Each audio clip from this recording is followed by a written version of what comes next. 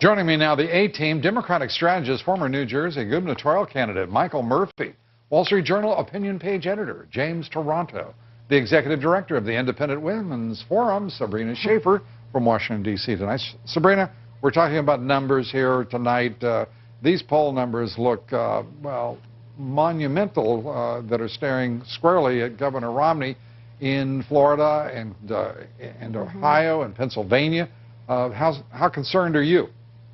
Well, I'm not that concerned. For starters, I think we have to remember that these polls do skew left. The samples are usually heavily Democratic. But in addition to that, look, Friday we're going to see a new job numbers come out. I think we need to remember that the president's approval numbers are still not looking good. His campaign dollars are reflecting all of this.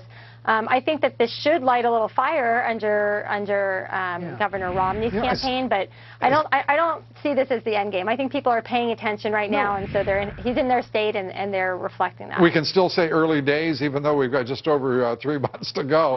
Labor Day's right around the corner. Yeah, Michael, this is interesting to me in that we've got a president who is just looking at a terrible economy. He is wildly disaffected by most, at least in terms of his foreign policy. He's doing boffo in the numbers, if you call a tie, national tie, with Romney boffo. But in the swing states, the specific states, he looks strong. This has always been about that mathematics, that dynamic. And in the swing states, you know, you talked about the numbers earlier on the show, I believe. Quinnipiac and Sabrina says that that they skew left. But I think one of the ways to look at this is how many times in the modern era, say in the 20th century, did incumbent presidents lose? FDR beat Hoover, Ronald Reagan beat Carter, and Clinton beat Bush. Now, FDR, Reagan, and Clinton were among the best politicians, the most effective communicators, great leaders.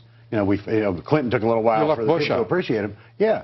And is Mitt Romney a Ronald Reagan? I don't think so. Well, what do you think, James? I think these polls are bunk, particularly the Ohio and Florida polls. If you look at the polls, they ask people, how did you vote in 2008? And in both Ohio and Florida, the numbers had Obama with double-digit leads over John McCain, retrospectively. Now, those were not the actual outcomes in those states. Obama won Florida by about 3 points. He won Ohio by about 5 or 6 points. So there's something wrong with the likely voter screen or with the sample. I just don't think Obama has these big leads in at least Ohio and Florida. Let's talk about the sequestration, which rhymes, frankly, with castration. And it seems to be precisely what Congress has done to itself here, Republicans and Democrats, and perhaps the president joining in this. But the reality is we are looking at truly, as Leon Panetta says, an absolute devastated military. We're talking about going back, as far as the Army is concerned, to pre-World War II. The Navy back to well, for us at least, pre-World War I. I mean, this is crazy stuff. The argument really is not big numbers or big defense, but smart defense department. Right. You know, I mean, that, you know, and people now, and at least the next generation, has been playing video games for about 20 years since Pac-Man. So have you taken this theory over to the Taliban? Have you discussed this with the Afghan jihadists? I'm not really responsible for the defense of the nation. Well, the reason is I'm asking you, how smart are their weapons? How clever are they? And what I hear is a lot of rationalization from the Washington establishment, and frankly from both parties, not just the Democrats, but the Republicans. We're talking about gutting the military. And your thoughts, Sabrina?